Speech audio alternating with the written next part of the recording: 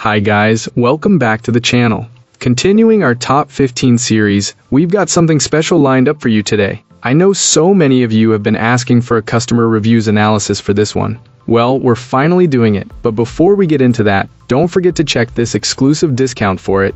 You can find the link in both the video description and the top comment below. Now, let's not waste any more time and jump right into the details. So, I picked up this power station on Amazon on December 1st, 2024.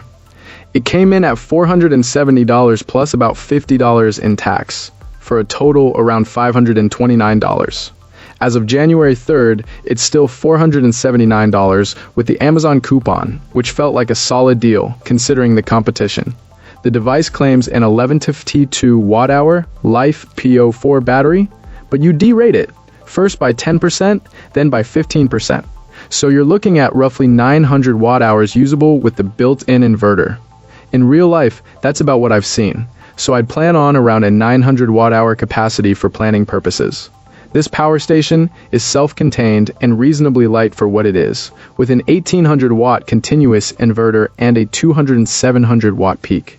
It's big enough to run a single 120 volts appliance in my kitchen, think toaster oven, microwave, or a coffee pot for short bursts.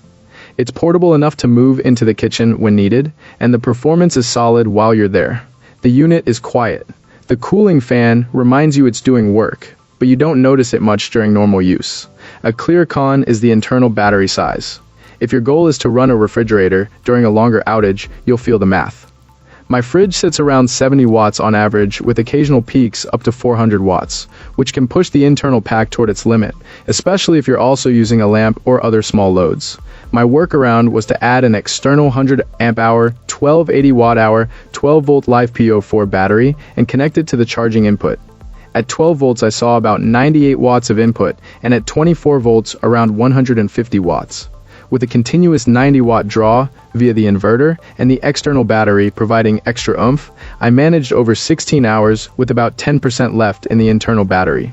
Pushing to roughly 380 watts yielded about 9 hours with 3% remaining. Efficiency isn't perfect. The combined input-output losses sit in the 69 to 77% range, depending on load. Still, the pairing of this power station with the external battery is practical for longer runtimes, where the internal pack alone would fall short.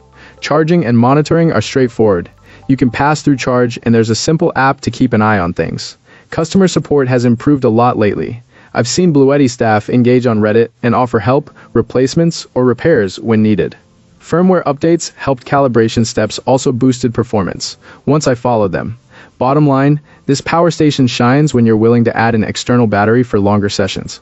It's a portable, capable core unit that fits well in a home for outages or in a camper setup for running essentials without hunting down wall outlets.